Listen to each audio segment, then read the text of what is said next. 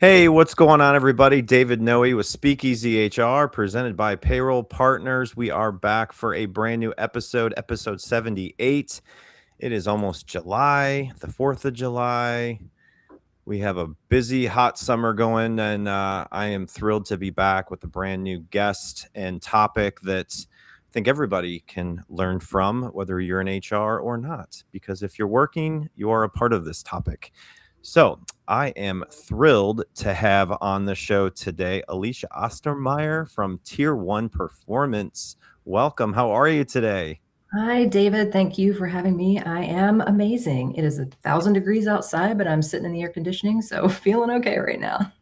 Same here. Same here. I am at home in my studio slash guest bedroom, and so it is nice and cool inside. And we're getting the heat at this time of year. It's going to be a hot week right before the holiday. But appreciate you having time to connect. We were talking before we came live, and we're trying to remember back when we first connected, and it was months ago. And you're like, Yeah. what am I doing June 29th? I don't know. Let's see. That's about 6 months out, but here we are. It's crazy how fast this year's going. So we are live on LinkedIn and YouTube. If you are watching live, chime into the chats, ask a question along the way. We are here to help you learn and really learn together. So if you want to just share a little bit about your background and what you've been up to and anything else, what you wanted to be when you grew up, when you were younger, any of that.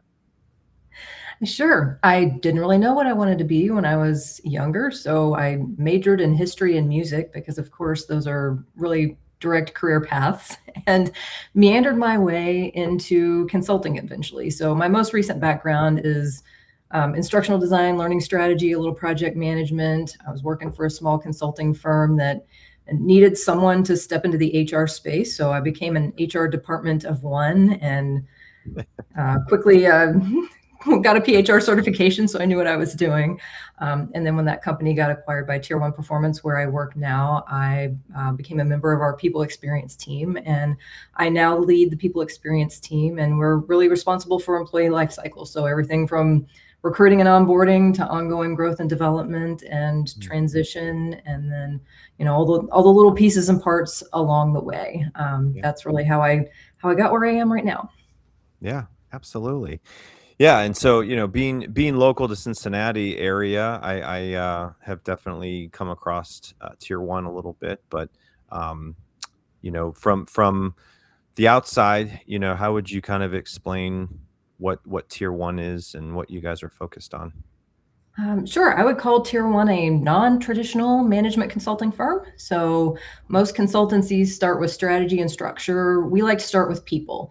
So we bring deep expertise in behavioral science, brain science, social psychology to understand how people really behave at work. And then we're able to become a trusted end-to-end partner for organizational performance and transformation. So if you think about a lot of management firms start with, like strategies, frameworks, org charts, we really want to deliver that transformation that actually sticks. So we'll partner with you to talk about how do we design for the humans who have to live through those experiences. And that's what we're excited to get up and do every day. Yeah, very good. So Speakeasy HR is part of a brand new HR channel on Roku and Amazon Fire TV. So if you have a smart TV and want to go in and find the app, HR channel is out there for you. Brand new, started with them a few months ago, and also part of the Work Defined podcast community amongst 80 something other podcasts out there about the world of work. Very, very cool people over there doing a lot of great things. So beyond Speakeasy HR, a lot of access to podcasts out there if this is something that you want to look into more. So, biggest piece of advice you've ever received along the way in your career would be what? Ooh, don't be afraid to ask for what you want. The worst thing anyone can say is no. Did you learn that early in your career, or where did you learn that? Um, no, it was, I spent a lot of time doing what I thought I should be doing and what everybody said I should be doing. And it took me a while to figure out that if you take a step back and look at the organization that you're in, you can probably see a gap or something that would make sense and fits the kinds of things that you're really passionate about. And I had a really great manager a few jobs ago who said, like, his his goal was for people to work themselves out of his part of the organization. Like, he wanted to see people grow, and so that's what he was just like. If you want to do something, just ask, or maybe try it and see how it Yeah. goes. Yeah. No, that's great. I always enjoy hearing how people answer that question. So, all right. I had mentioned to you before we came on about this segment, Mhm. and I'm going to transition to the world famous envelope icebreaker game. Woohoo.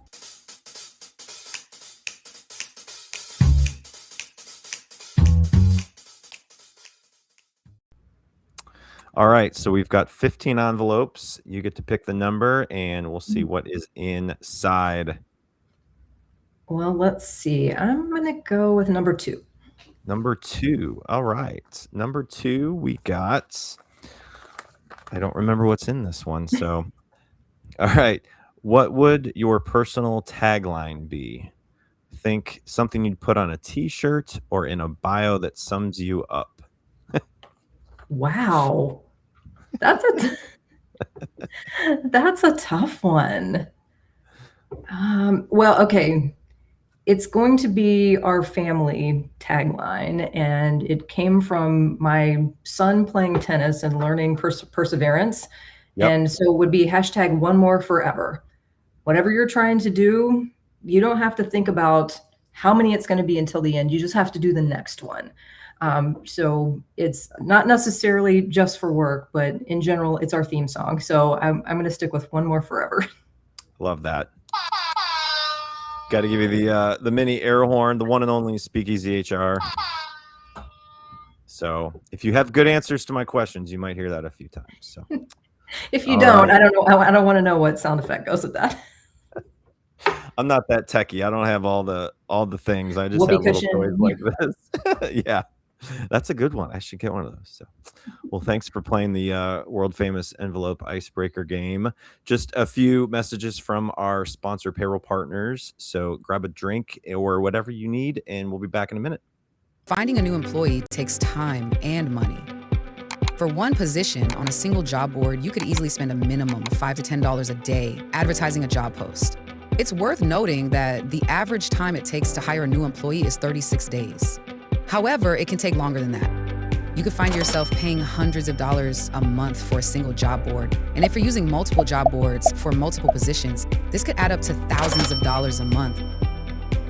There is a much simpler and more affordable way of finding the right candidate. At Payroll Partners, we offer an applicant tracking system to help manage your hiring process. Our ATS is customizable, allowing you to decide which days you want to run the job and when to close it so you don't break the bank. And this feature lets you e-blast your network, posting jobs on multiple boards at once, all managed in one location. Payroll Partners, elevating your payroll and HR experience. So if you are using systems that just are not working for you in the business, they're clunky, they're outdated, or you just need better partners, people to call, actual phone numbers and humans to talk to, look us up at payrollpartners.net. Connect with me on LinkedIn. Would love to hear about your situation for systems, and maybe we can help along the way. So, all right. Well, we are to the point of diving into this topic that I think when we first got you scheduled, we had some time to think and talk and collaborate on this, and we came up with what I think, as I said before, people that aren't even in HR are experiencing, and that's the employee experience, and really the future of the employee experience with AI and technology and everything going on. So I when you had mentioned this as a topic, I was really intrigued, bringing this into halfway through this through the year of 2026 and what everyone is constantly talking about every day, it feels like. So to start out, just some rapid fire questions. These are the quick 5 to 10 second answers. So, in one word, what's the best thing employees want from work today? I think they want purpose. People want to know that their work actually matters to someone. Yep. What's one workplace trend you hope disappears in the next 5 years? I think it's mostly dying off or getting less, but the whole foosball tables and snacks as a way to trap you at the office for the longest amount of time possible. Like, let's make being in the office, again, purposeful and meaningful. Yeah. Remote, hybrid, or in office, or in office, what's your ideal work environment? Flexibly hybrid. So being together in person is important, and also there's a lot of work that we're just doing in a remote and or digitally connected way, and I think we need to figure out how to balance that. Right. What's one thing leaders think I'm sorry, what's one thing leaders think employees care about that they actually don't? I'm going to say the actual employee engagement score. What employees care about is, did you do something with that information? Yeah. Yep. All right, last one. If you could instantly improve one thing about employee experience in every organization, what would it be? That we all agree to tell people the why. So when leaders explain the reasoning behind the decision, if the decision itself is unpopular, the trust goes up dramatically, and therefore the employee experience is better.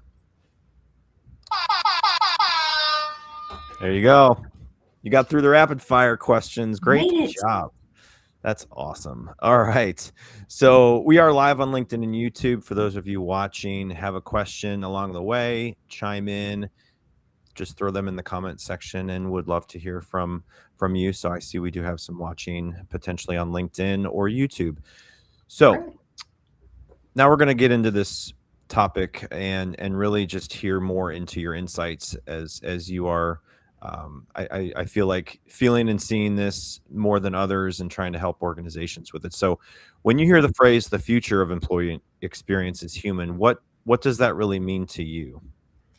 Yeah, so as I was thinking about this question, I thought it'd probably be helpful if we defined employee experience first, because it means a lot of things to a lot of people. Yep.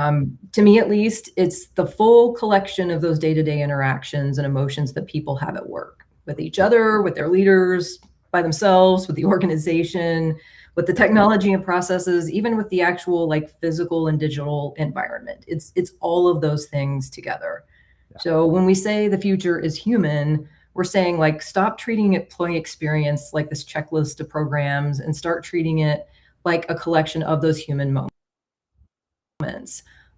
So at Tier 1, we've actually mapped what we call the 35 moments that matter. So things like your first day, first time you make a boo-boo, like the moment you start wondering, is this the right place for me? They might all seem small on their own, but added together, there's something powerful there. Like, what are our shared convictions and meaningful connections and the habits that we build together? Yeah. So you said 35 moments that matter. Is that what you said? Okay. Yes. Okay. I love that. So with AI and technology dominating workplace conversations, why do you believe the human element is becoming even more important rather than less important? Because unless you're replacing your entire workforce with robots, you are still going to have people in your organization. So AI is going to be incredible at making us work faster or more efficiently, but it can't do this. Like, it can't sit across from someone who's burned out and say, thank you for trusting me with that information. It can't create safety where somebody feels okay admitting they're struggling. That said, like, I don't think this is a people versus the robots thing. Like, it's AI can be in service of the humans in our business. So the digital experience is part of the employee experience now. And for a lot of workers, the digital space is where they're spending most of their time. Like, they're on the computer working every day. So our job as leaders is to make sure those digital experiences, whether it's with Word and Teams or if it's with an AI agent, we need to make sure that those are human-centered. So one way we can do that is to encourage our employees to interact responsibly with AI within the context of their work. At Tier 1, our fabulous AI team has built an AI coach. It's a tool that actually helps people learn how to collaborate with AI tools like ChatGPT and Copilot through project-based coaching. And the interesting thing is that even though it's an AI tool itself, it's grounded in behavior science. So the whole point is, let's build some healthy habits around our digital experience and show people that like we can have a nice meeting of the minds between AI and what is the human worthy work. So like thinking of it another way, AI kind of raises the floor on efficiency, humans raise the ceiling on the meaning within our work. Yeah, definitely.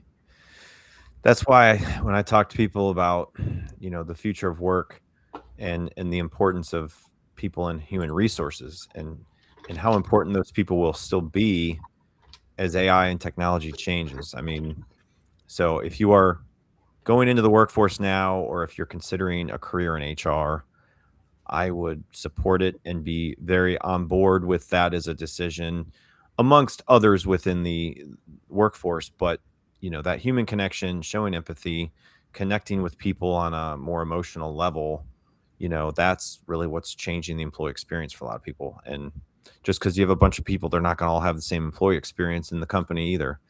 Depends on their background, their age, their Yeah. all those other factors, right? So, so anyway, um, we have one of my former colleagues in the house. So sorry I'm late to the party. No problem. You're still in the party. You're You're at the good. party. It's You are here. great. Thanks for joining. Um, so many organizations are investing heavily in the technology and benefits and perks and trying to be, at the competitive, edge. What are leaders often missing when it comes to creating a great employee experience? Yeah, I'm going to lean on the moments again because it's the in-between moments in this case. So you can have the best benefits package ever, but if someone's first day is here, sit in the corner and figure out, you're onboarding by yourself and they feel isolated, or their leader never checks in with them, that's not going to matter, right? So culture and employee experience are kind of symbiotic. Culture is huge and slow to change. Employee experience, you can actually do something about that today. Any kind of small strategic shift in the experience will compound over time and quietly reshape your culture. So it might be a really, I think, an overlooked asset that leaders have. Smart employee experience design doesn't mean you have to overhaul everything you're doing. You just take a step back and look at like what's working well and where do we have a disconnect between what we think we're doing and how employees are experiencing it, and what tweaks can we make? Yep. So what are some of the biggest mistakes organizations make when trying to improve the engagement and culture? Yeah. So a couple of things I see is like going straight to culture. So like I just huge abstract thing. Employee experience can be concrete. So I can redesign onboarding and roll that out next quarter. I can't completely revamp the culture of an organization in a quarter. So the leaders who get traction with those small moments and let the culture kind of follow, I think are kind of one up on the game. Another thing I think is a mistake is surveying without acting. We kind of have this listening commitment that says not everything is going to result in a change, but we are going to hear it and consider it. And like we say that out loud, and we follow up and say, this is what we heard. These are the insights. Here are the things we are going to address. So if like you're throwing surveys out there all the time and they just kind of go into the void, people are either going to quit answering them, start answering them in ways that are not productive, or, it feels disingenuous. Yep. And then I think people thinking they have to choose between performance and people. One of our values is literally, I embrace the tension of the and in all capital letters. So you can have high standards and deep care for individuals. And the organizations that struggle, I think, are the ones that see those as competing priorities. I can't both care about the human and the overall performance of the company and figure out how to reconcile those things. Yeah. We are live on LinkedIn and YouTube with Alicia Ostermeier with Tier 1 Performance.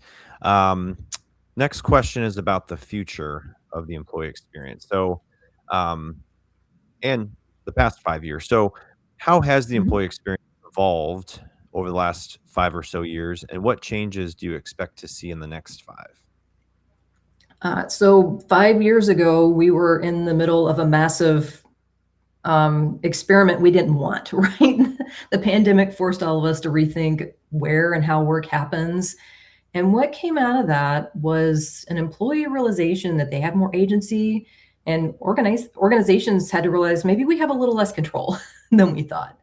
So the shift I've seen is from employee engagement, which was always kind of one directional, like how do we get more out of people, to a genuine employee experience, which is what is it actually like to be here, which I think is, the more honest question of where we really want to be. So kind of projecting ahead, I think we'll see organizations start to architect that employee journey in the way they already think about it with their customer journeys. So, a good example from the customer side, a few years ago, we partnered with a client to reimagine their associate experience. So we started again by mapping those moments where associates could be delighted, uplifted, engaged, and onboarding rose to the top of the list for them. So we built that onboarding experience to span pre-boarding orientation and development. And their data is showing real lifts in belonging, readiness for success, connection to leadership, like designing for the moments and then human impact.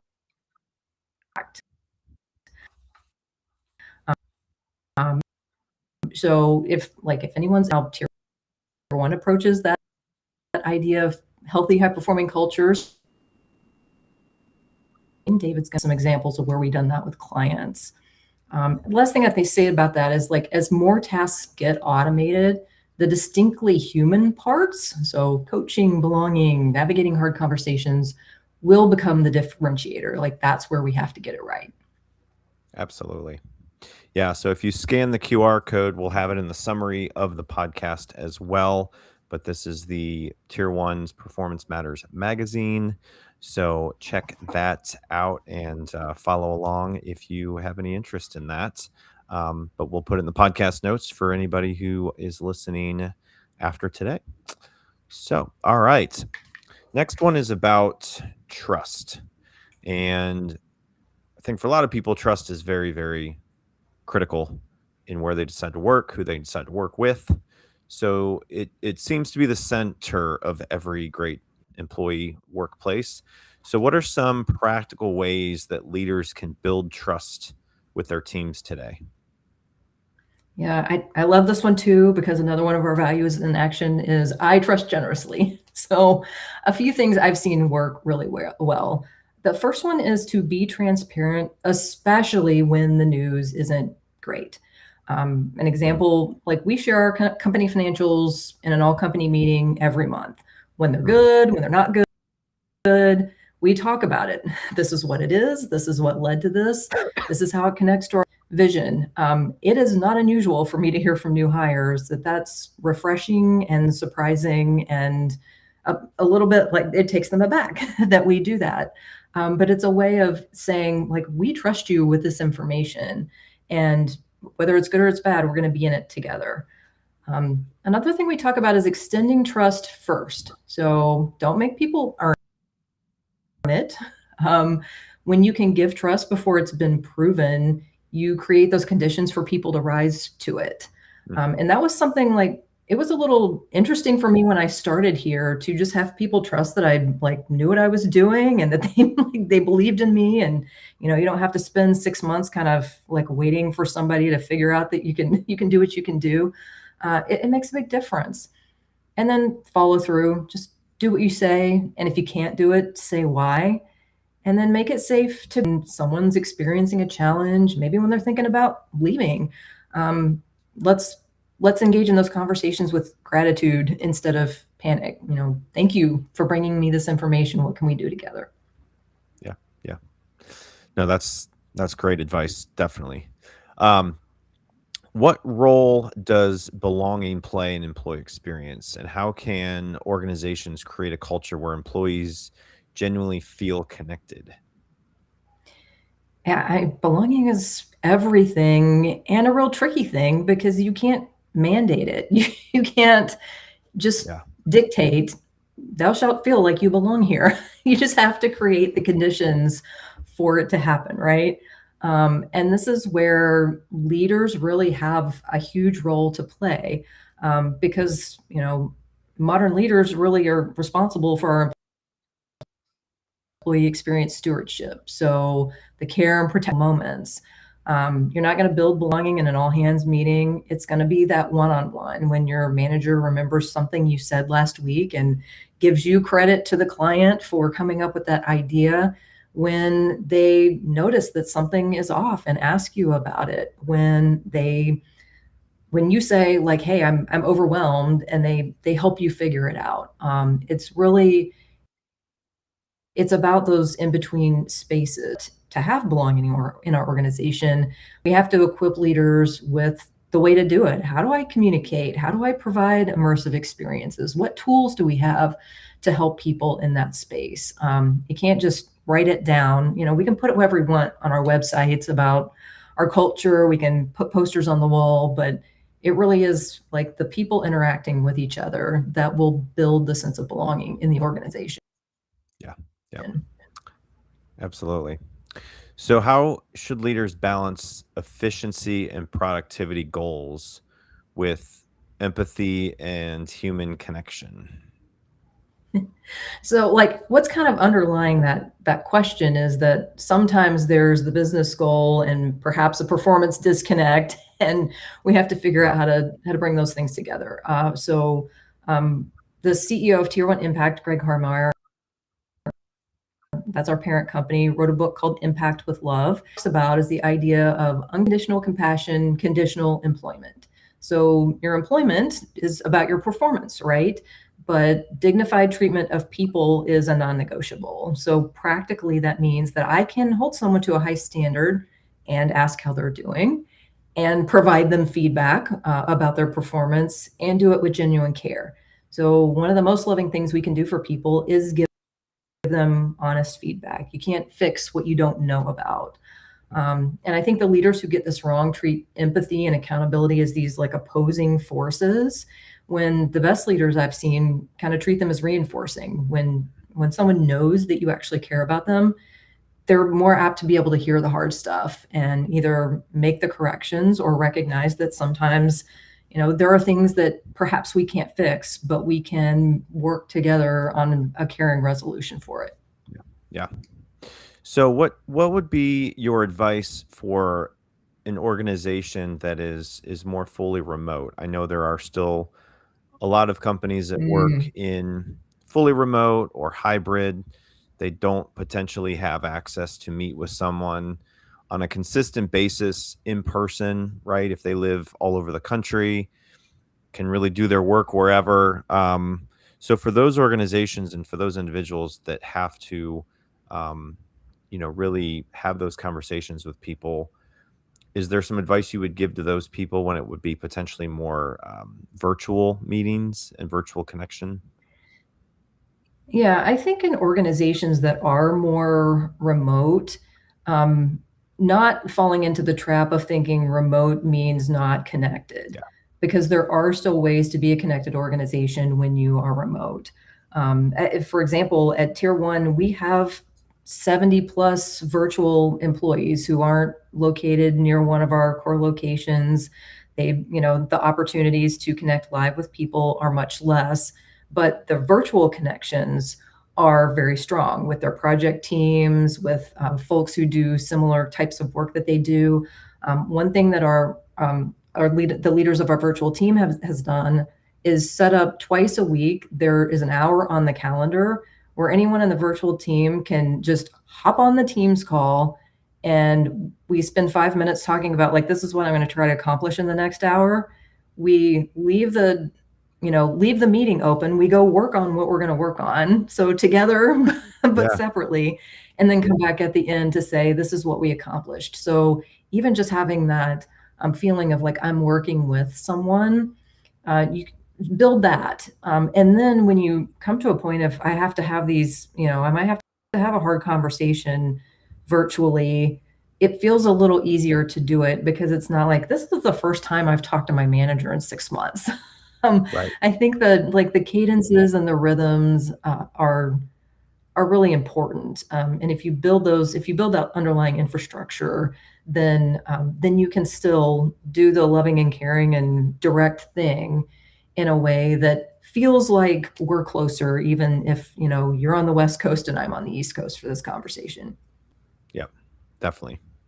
Yeah, and I think the direct manager for people plays such an important role in that person's employee experience. And so, someone in a managerial role has such a big responsibility for the staff that they manage, um, for a lot of reasons. Obviously, they have to make sure they're doing their job, productivity's there, the employee experience for all of those people on that team. It will vary, and I know people that are very, very good managers, and they have a difficult team to manage, and I know people that have been a manager and they manage, but, like, the team is self-sufficient. They're very good performers, like, Mhm. so you put someone in an environment where you're having to really coach, develop individuals that are not so great at their job.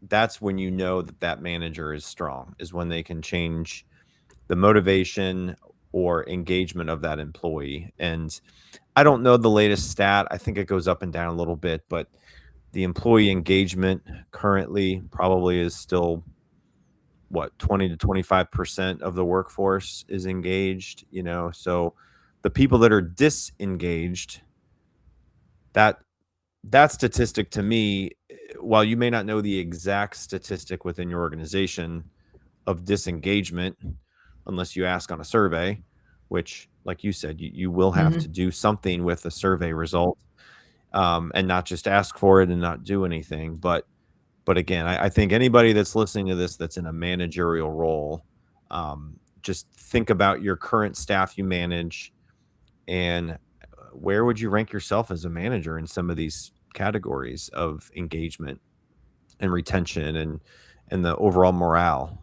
So, um, what about some of the newer managers? Let's say they've been promoted. They were not a manager and they've Mhm. been promoted. Maybe they're managing some of their peers, or they're in their first manager job, right? What advice would you give people that are in that situation where they've never managed but they've been put into a managerial role? Yeah, it's really challenging, and it depends on the organization that you're in, where there was a new manager training program that they put you through. A lot of times you just get thrown into the deep end. I would recommend spending some time thinking about, what kind of manager do I want to be? Like, think about previous managers that you've had. What really worked Mm, well for me? For the managers that I thought were really good managers, why were they good managers? For the ones that I didn't, why did I not think that was? And then think about, once you've kind of crafted your ideal, this is what kind of manager I want to be, which of those play to your strengths already? Whether you've done Clifton Strengths or DISC or like whatever you know about yourself, what of those things fall in your wheelhouse that you think would be pretty easy to do? And what things do you think that you'll need to work on? And then get intentional about figuring out how to do it. Invite a more experienced manager in your organization to be your mentor. Perhaps reach out to your network, or a lot of people I know have family members that they lean on a lot for advice. And then don't forget to ask the people who work for you what they want. How do you want me to communicate with you? What works well for you and what doesn't? What would make this a great working relationship? We always, I think a lot, think about like top down management to be about this hierarchy. Think about it like a partnership, and the odds of success, I think, go way up. yeah. Got to give you that on that answer. I love that. I love that because, yeah, you nailed it. I mean, just I think back of the people that I've been managed by, and a lot of people leave a job. They don't leave the company, they leave the manager, right? Um, 100%. it happens a lot. People really like the company, the brand, but at the end of the day, they don't want to work with the person managing them, and they don't trust them, they don't respect them. So talking to the organizations that may be struggling with that right now, that they're struggling with retention, morale, engagement. where should they start if they want to improve the employee experience? Yeah, I would start with listening. So not just a survey, right? Come up with a system for hearing your people. Those really effective and employee engagement strategies start with hearing from our organization. You want your people to be heard, and you want your leaders to actually be equipped to act on it. So listening helps figure out which moments that truly matter to your people in every organization. Like the moments that matter for tier one might be completely different than the moments that matter for your organization. So like listen and then map those moments and prioritize them. Like walk through the employee journey and ask like, where are people falling through the cracks? Is our onboarding warm and intentional or just a checklist? Onboarding, honestly, like it winds up on the top of a lot of lists. Like it's your first early opportunity to make that lasting impression and set the tone for everything that follows.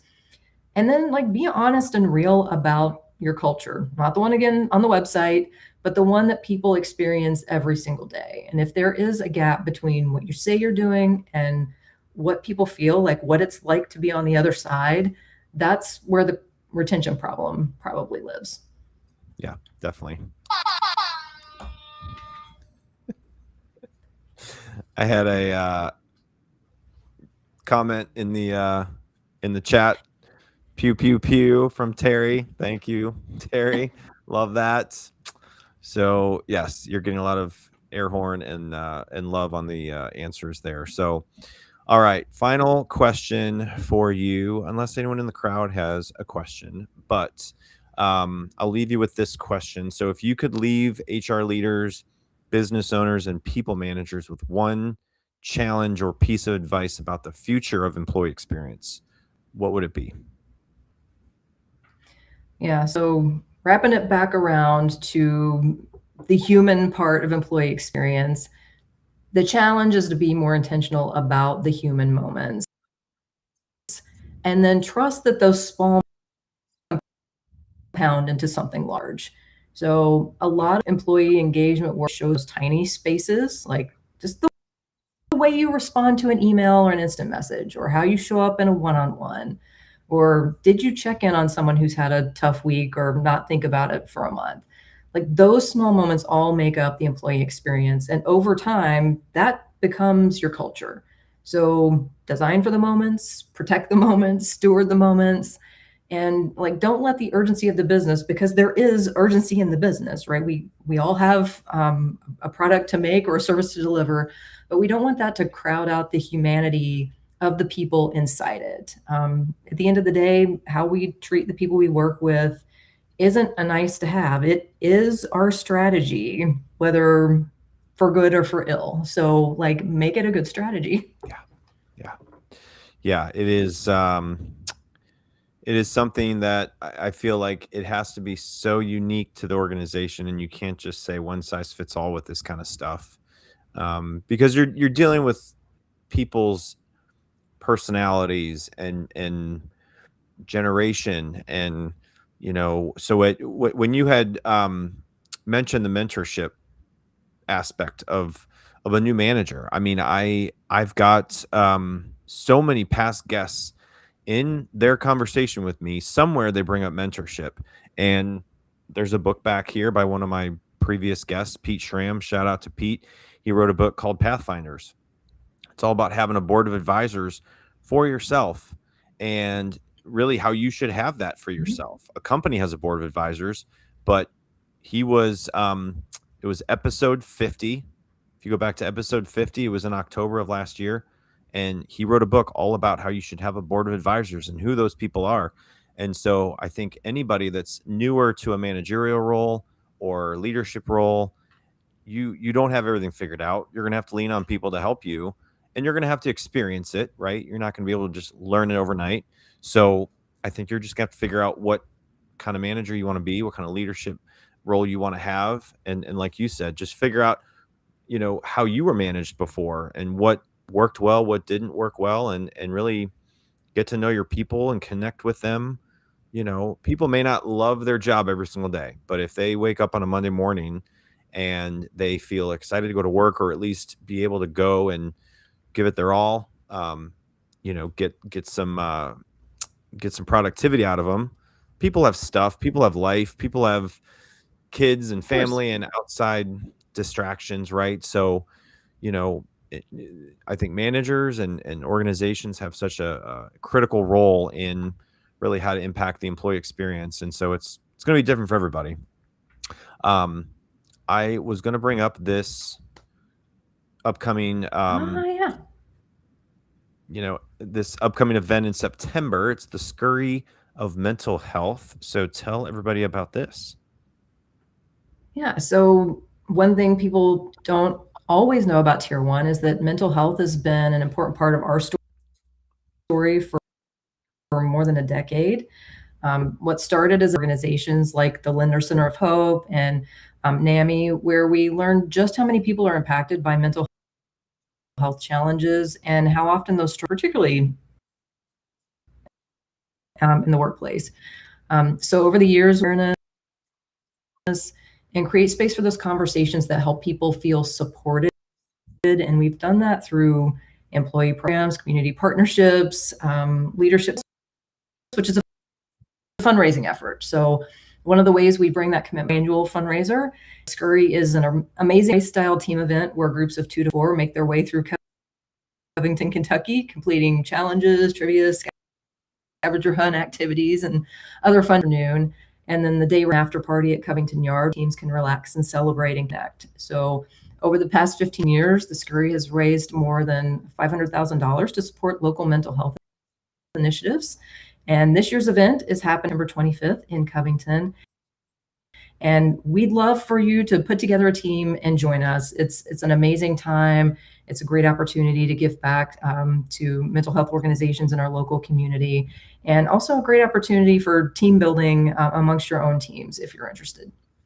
That is awesome. That is awesome. I have not been a part of that, but I definitely want to look into it. So I appreciate you bringing that up.